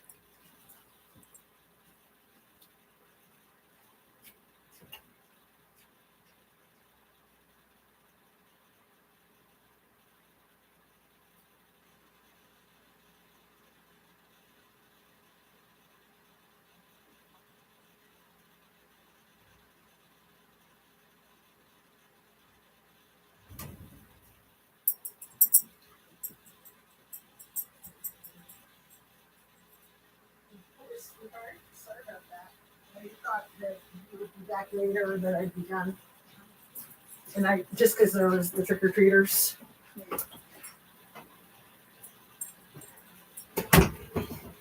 All right. My kid just got back from trick-or-treating with her friends. So I had the door locked to keep the trick-or-treaters out at our house, but I didn't want to keep her out. So rather than her digging up her key, she called me. That works. Sorry about the dead air. You guys still here? Thank you for being here too. I had not heard about the infective monkeys. Oh, gee, that's all we need. Man, release the freaking monkeys, right? That's one of my favorite. I saw somebody with a bumper sticker the other day that said something like, have flying monkeys. I was like, I need that bumper sticker. Where's my water?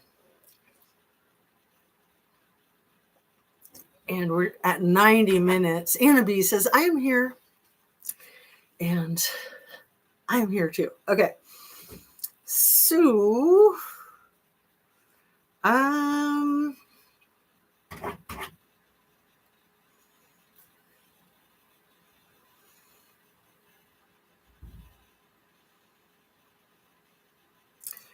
Robert Berman.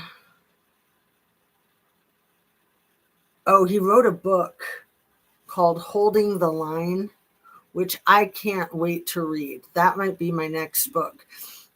Holding the Line inside the nation's preeminent U.S. Attorney Office and its battle with Tenacious D Department. I got a puppy. One sec. Come on, baby. Come on in. Come on in. Everybody in. Everybody in. All right. They all ran out and then they all went back in. All right. How many more pages do I have that I want to share before wrapping up for the evening? The top of 297. Read this. I put a lot of stars around it, so this is super important. Page 293, second paragraph. Screaming on the inside. Yes, Virginia's words are just like Kylie Rodney's song on page 293, second paragraph. I'll read it in just a second. And I'm going to read 293 to 295, and then the top of 297. And then I'll look at my notes again. Let's just get right to that. 293. Hey, baby.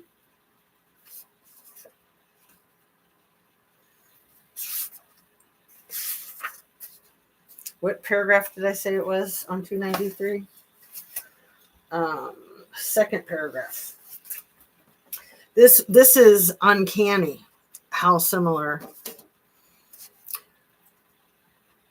You're just thrown into the world that you don't understand. I said in one video, describing what I and so many others had gone through with Epstein and Maxwell, and you're screaming on the inside and you don't know how to let it come out. And you just become this numb figure who refuses to feel and refuses to speak. All you do is obey. That's it.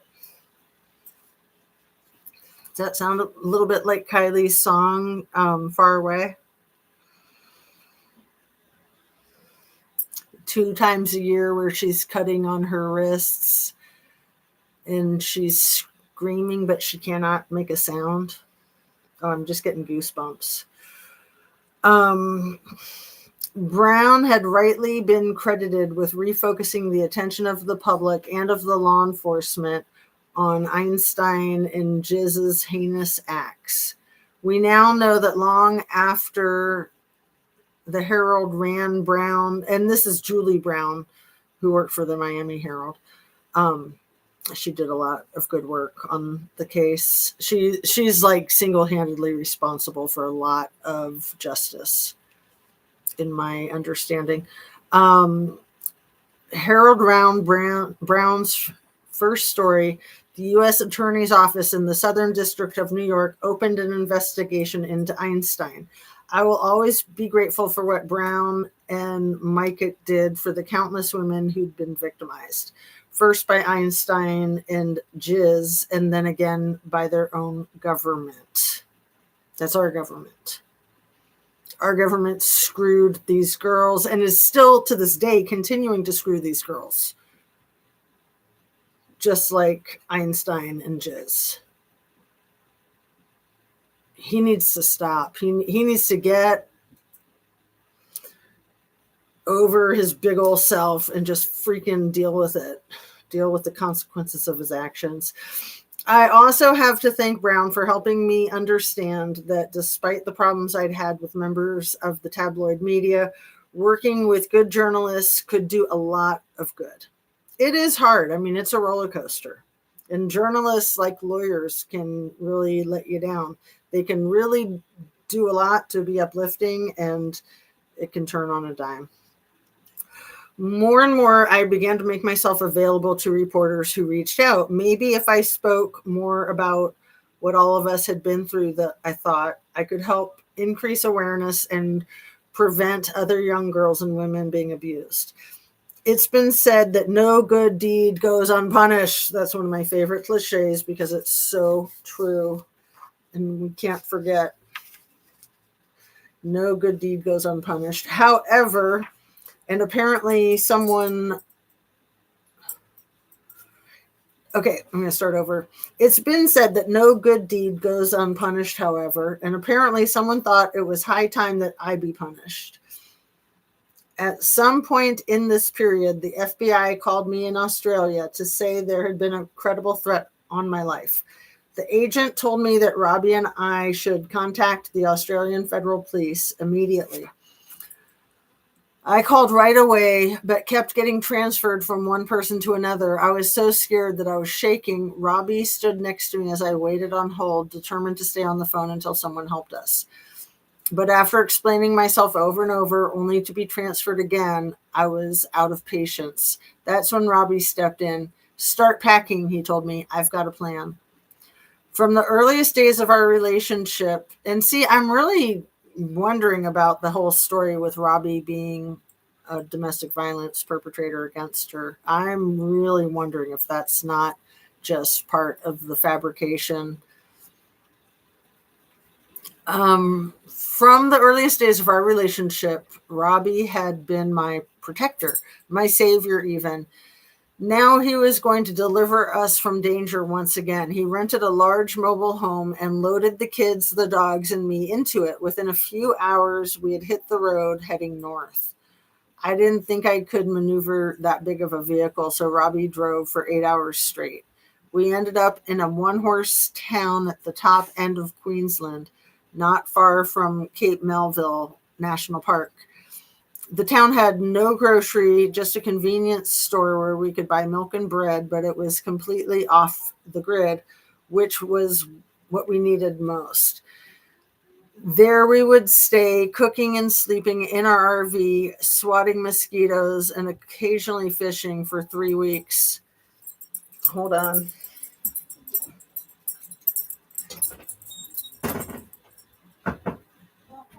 Can you turn it down, honey?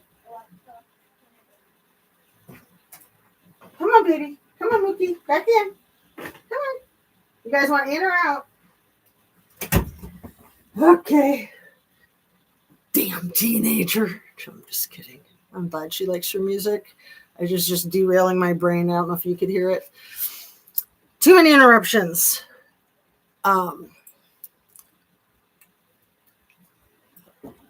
So, where was I? Get this finished up here.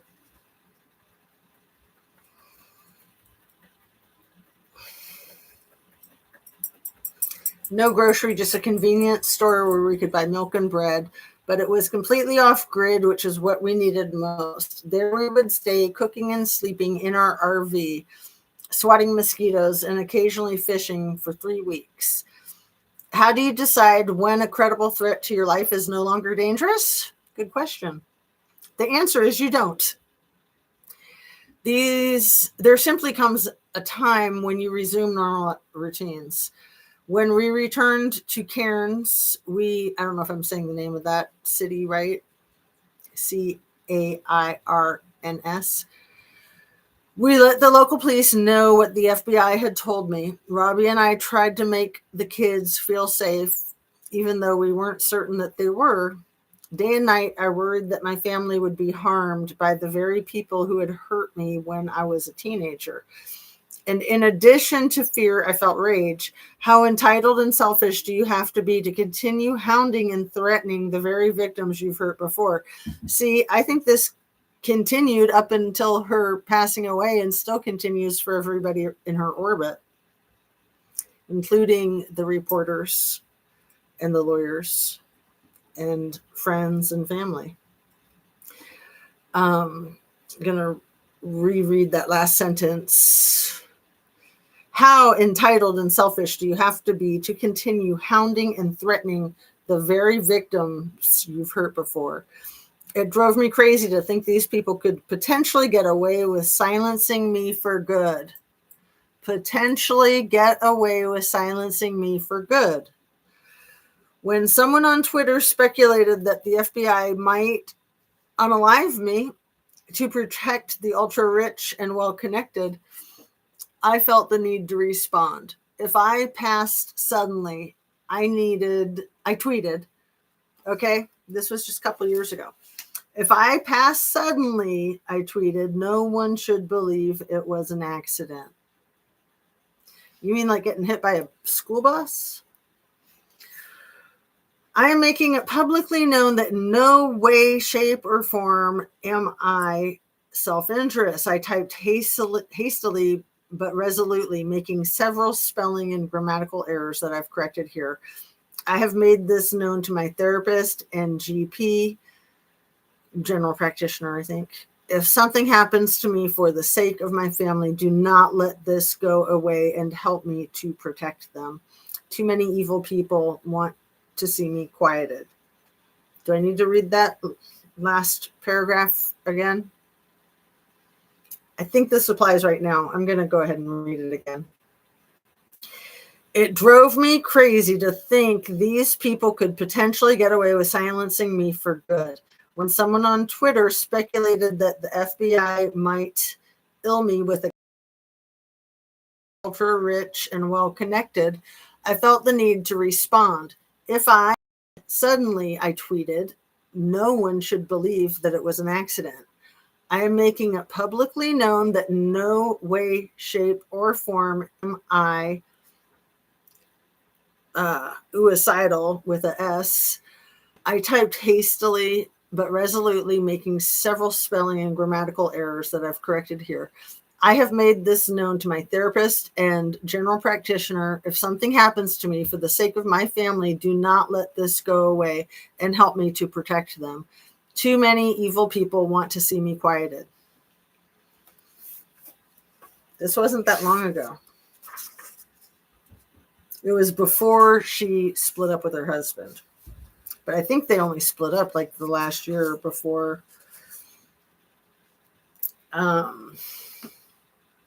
Yeah. We're getting close to 2 hours. So let me see. Top of 297.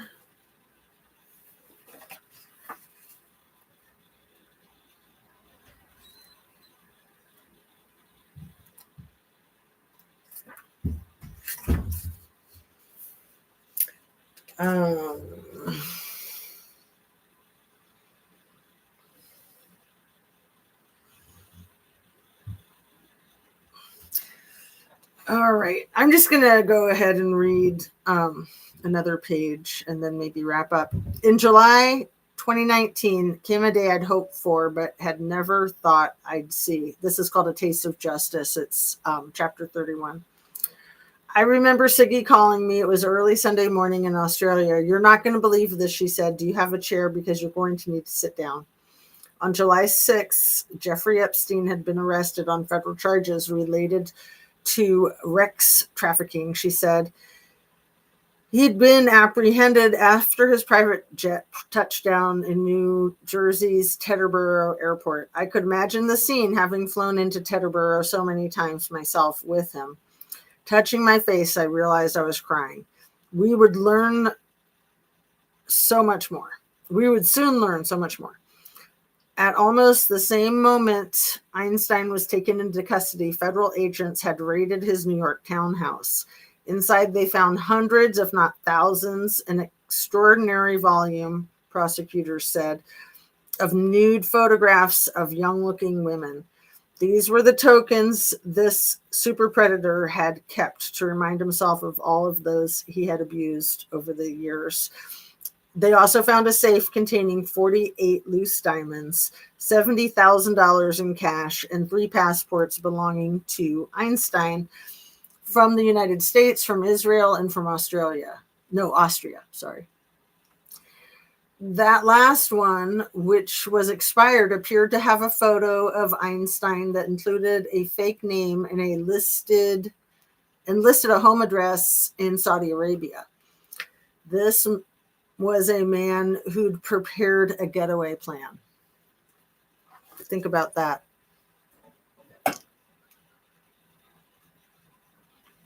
He prepared a getaway plan and probably prepared another one. Where can I put this where it's not going to fall? I think that's good.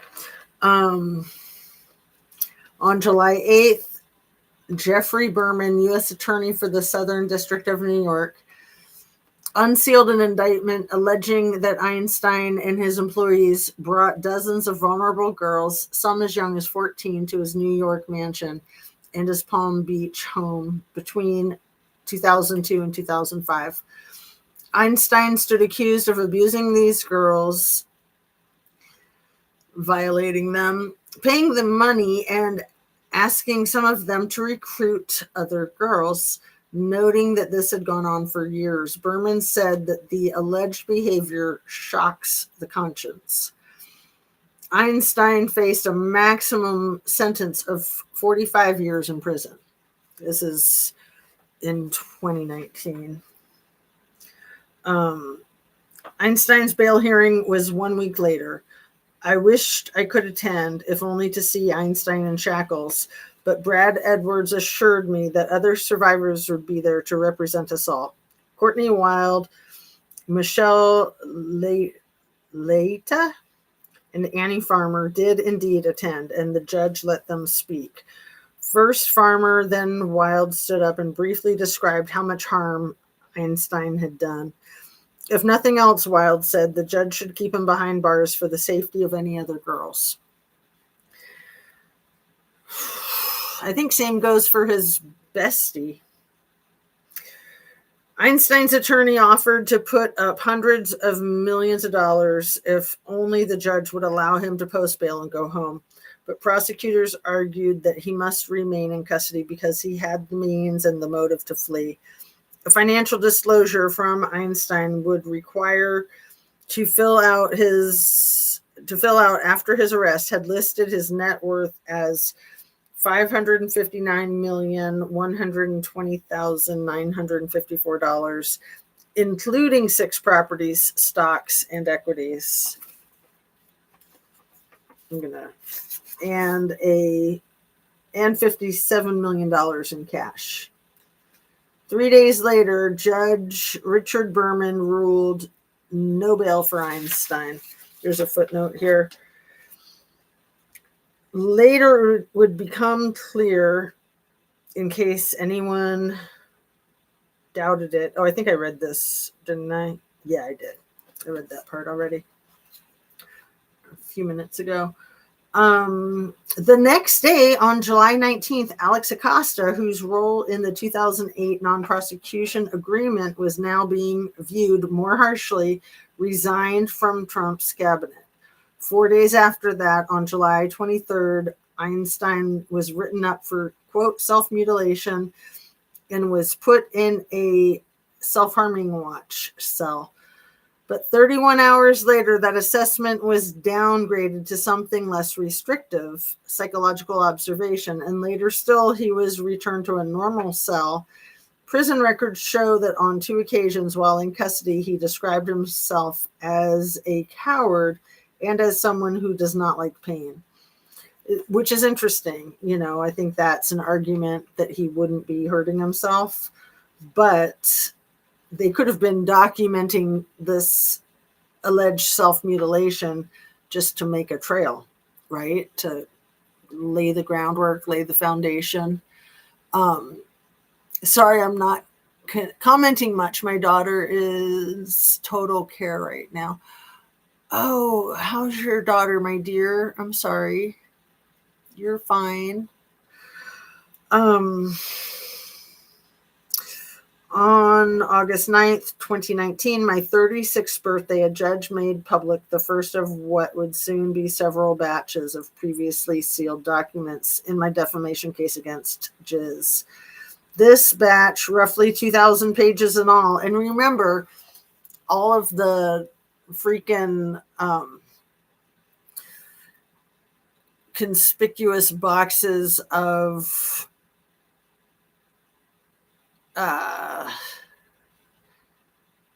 what they call those bankers boxes, you know, they're like file cabinet boxes or file boxes, that Donnie had all of those bankers boxes stacked up in his bathroom and more overflowing out of the bathroom at Mar-a-Lago. And those files were very likely the e-files, right?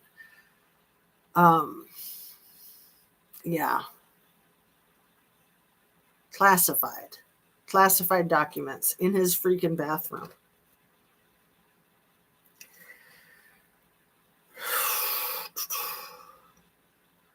2,000 pages in all, included excerpts of several depositions, including my own. And these excerpts made clear that in 2016, under oath, I had named not only Prince Andrew and Jean-Luc Brunel among my abusers, as I had in my 2014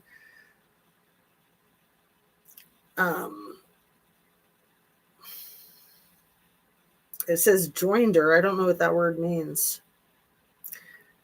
My 2014 joinder mention. Okay. But also Marvin Minsky, the MIT scientist, Bill Richardson, the former governor of New Mexico, and others. My sworn testimony naming billionaires number 1, 2, and 3 would be made public in various document dumps, and they all denied knowledge of and participation in Einstein's trafficking scheme. Oh, this is good. I'm going to read you this stuff, and then I'm probably going to wrap it up since we're getting on to 2 hours. She had a broken wrist. She had surgery yesterday. We need to get a CT of her foot that is broken in 3 places for a doctor to know if he's going to do surgery on her foot. Oh, dear. I hope she's not in too much pain. I hope it's manageable. It's a good thing her mom's a nurse. Man, that is so rough. Prayers for you and your daughter, Annabise. Now, this is funny, so this is uplifting, so I want to read this and then probably wrap up. Just hours before... Oh, wait. No, here. Siggy and I had a joke. We often told each other. If we were frustrated that one of our cases seemed stalled, all we needed to do was send Siggy on vacation. Whenever she tried to take a break with her family, something big would happen. In late August 2019, Siggy flew to Africa to take her kids on safari. I guess I shouldn't have been surprised when early on a Sunday morning, Siggy found a satellite phone and called me in Australia. Just hours before, on Saturday, August 10th, guards had entered Einstein's cell inside the high security unit of the Metropolitan Correctional Center in Manhattan to bring him breakfast. Instead, they found his lifeless body, a bed sheet tied around his neck. Einstein was deceased at the age of 66. The news hit me with an almost physical force. I guess I didn't believe someone who'd exerted so much power over me could ever die. I know you're disappointed, Siggy said, and she was right. This wasn't how justice was supposed to work. With the accused avoiding a reckoning by taking himself out. It's just so ridiculous, in my opinion, that then essentially the same thing is the narrative of what happened to her 6 years later. How convenient for the royals and other people, hashtag other people. I have a feeling Andrew wasn't the only royal that did stuff like that. He might be the only royal that she could name, but I'm gonna bet you he wasn't the only royal that did crap like that. Okay, let's just get back on track here. Some might imagine I'd be happy that Einstein was deceased, but I wasn't. Indeed, it would take time for me to realize that I was in mourning. Not because the world had lost a monster. That was a good thing. No, like all of Einstein's victims, I was grieving the death of my ability to hold him accountable for what he had done. As the details came out, nearly everything about Einstein's death seemed fishy. Even Attorney General William Barr would acknowledge he initially had suspicions that Einstein had been red-roamed. Instead, he concluded otherwise, that Einstein's death was a result of a perfect storm of screw-ups. There was the fact that Einstein had tried to harm himself before, but had been taken off suicide watch, while he'd had a cellmate at some point on the night of his passing. He did not have one. 2 prison guards who sat at a desk just 15 feet from his cell were supposed to check in on him every half hour from 10:30 p.m. to 6:30 a.m. Instead, they napped and browsed the internet and then falsified the logs to say that they'd completed their rounds. Security cameras that could have captured Einstein's self-harming behavior, or if conspiracy theorists are to be believed, the action of whomever red-rummed him, were not functioning. Other cameras that were working showed that no one had entered the area where Einstein was housed on the night that he passed. So that seemed to rule out the possibility of an assassin sneaking in, but then his brother hired a forensics pathologist to examine the official autopsy report. That expert concluded that there had been broken bones and cartilage in Einstein's neck, pointing to homicide. I can make a case for either self or red rum, but this was a man who bragged about his access to power. By this point in his life, he was known to have relationships with not just pretty young girls and brainiac scientists. Okay, I'm going to have to read you this whole page because it gets to the zombie Einstein, which is poetic on Halloween, right? She's having a lot of pain, but we're managing. Oh, I'm so sorry, my dear. I hope you're doing the bone broth, maybe bone marrow. That's terrible. Yeah, I hope you can stay ahead of the pain. It's so important to stay ahead of it with the medication, but hard to keep the balance and not overdo it too, just to stay ahead. Let's see. Not just pretty young girls and brainiac scientists, but also the likes of Microsoft co-founder Bill Gates, James Stanley, the CEO of Barclays Bank, and Leon Black, the co-founder and CEO of the private equity firm Apollo Global Management. According to court documents, Einstein also knew Google co-founders Sergey Brin and Larry Page well enough to have introduced them and others to Stalley. I said Stanley, but it's Stalley, Staley. In addition to his self-described biological need for Rex, Einstein needed to feel important. And collecting such high-profile acquaintances had helped him feed that hunger. Now being in jail meant having no access to either the young girls he loved to abuse or the powerful men he yearned to rub shoulders with. That certainly could have made him want to end it all. On the other hand, Einstein was the ultimate narcissist. And yeah, ultimate narcissists don't do themselves in, they just don't.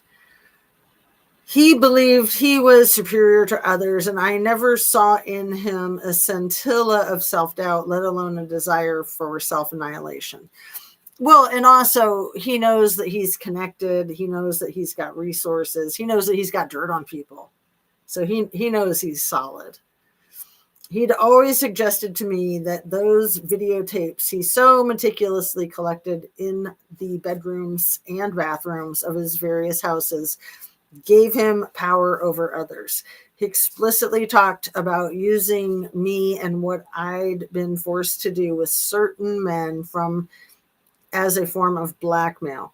So these men would owe him favors. Could it be that someone who feared exposure by Einstein had found a way to exterminate him? I know that the official findings, including an Inspector General's report issued in June 2023, say this is impossible, inconceivable. Princess Bride. But I will never be entirely convinced. I'll tell you one thing, though. While I've read that Einstein was buried in an unmarked grave not far from his parents in Palm Beach, Florida, I don't believe that at all. Einstein had reportedly told me exactly what would happen when he passed. His body would be placed in some sort of cryogenic chamber to be preserved until technology advanced far enough to bring him back to life. That's just what the world needs. A zombie Epstein. And sorry for saying Einstein, because that's a good guy. It's just that you don't want to put the name in the algorithm too many times, you know. That's why I call him little E tonight, Einstein, because he's such a freaking genius. Oh, disgusting. Some sort of cryogenic chamber to be preserved until technology advanced far enough to bring him back to life. That's what he'd always bragged to me, with that satisfied smirk on his face. I know it sounds far-fetched, but I wouldn't bet against the notion that he somehow got his way on this. Investigators soon would discover that on August 8th, 2 days before his passing, Einstein had placed his entire fortune into a trust, the 1953 Trust, apparently named for his birth year, in the Virgin Islands. This legal maneuver would be widely interpreted as Einstein's final thumbing his nose at those who'd survived his predation, because it made it much more difficult for his victims to get restitution. Even after his death, Einstein seemed to be asserting control. And I'll maybe read this one more paragraph. It was oddly heartening, therefore, when another photo emerged in the public realm that refocused the narrative not on Einstein's maneuvering, but on his perversity. Taken by a party photographer in 2001, the image is ostensibly of Naomi Campbell. The lens zeroes in on her in a black leather bikini and mesh black wrap, arriving at her 31st birthday bash. And again, I have used this image in a couple of my thumbnails recently. If you want to look at the photograph, 31st birthday bash, and I'll hold it up on my phone in a second, on that yacht I've told you about in St. Tropez. But despite her undeniable beauty, the supermodel wasn't the reason the photo ran in the New York Post on August 13th, 2019, 3 days after Einstein's death. I was. Jeffrey Einstein's sex slave, seen at Naomi Campbell's birthday bash in 2001, blared the headline atop the photo, which also appeared a day earlier in England's Daily Mail. And with that, a single image reminded the world just how childlike the girls in Epstein's world were required to look. I'd been caught in the foreground, clearly by accident, an awkward smile on my face, my long blonde hair falling down my back. I'm looking away, and my pink sleeveless top reveals a slender arm and a bare shoulder. I am 17 years old, and she looks 12, in my opinion. I'll show you the photo, one sec. And right next to me, partially obscured with only her dark hair and a sliver of her cheek visible, is Maxwell. So, where is that image? And then we'll wrap up, because, yeah, it is getting late. I mean, it's not too late, but it's over 2 hours. And I try to keep the videos from being too extremely long. Let's see. What am I doing? I'm showing you the photograph of the one that she was just talking about. I probably have it in my screenshots, but if I don't, it's easy enough to pull it up.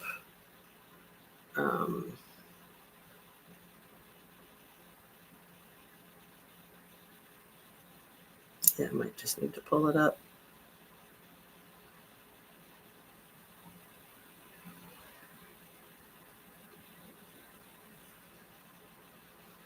Okay, let's just do a Google search. Virginia Giuffre at Naomi Campbell's 31st birthday party.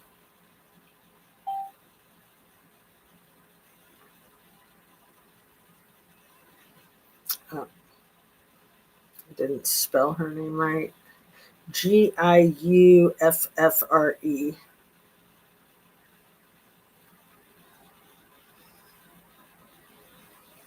It was so sad. That's an interesting photo I've never seen before at that same party. Hold on. Oh, yeah, there's a couple. I have seen this one before. There's a couple of her at that party. So the one that you see quite often is this one. Can you see that? It's a very, very cute photo of her, and she does look so little, so young, underdeveloped. Like, I would swear she's no older than 13. And I'm a pretty good judge of age, being the mother of 4. But then this other photo of her at the same party, she's just such a cute little tiny thing. This is the one you don't see quite as often. And she just looks so timid and shy and self-conscious. This is 2001, so she's already been held captive by these freaks for a while. I wrote down when Naomi's birthday is. I think I wrote it down. 2001. Let's see.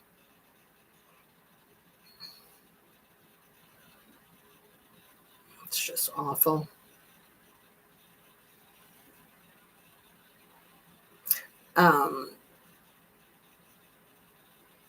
Because she was basically sold to Einstein, or she was stolen from Tenacious D before her birthday, and her birthday is in August. So before August is when she fell into their clutches.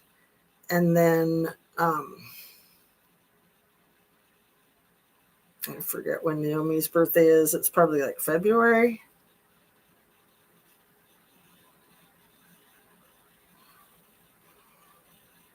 May.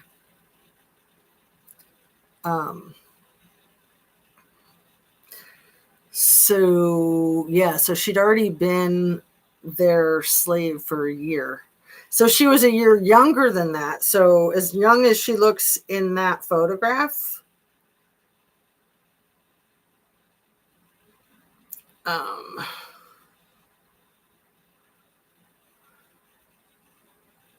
it's just hideous. Absolutely hideous. I wonder if there's more pictures of Virginia at that party that just haven't really circulated.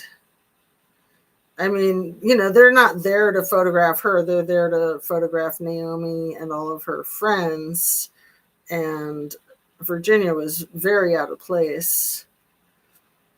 And it's just really sickening that nobody addressed it. Like, what the hell is that kid doing here when we're all probably doing like the eyes wide shut type of party, right?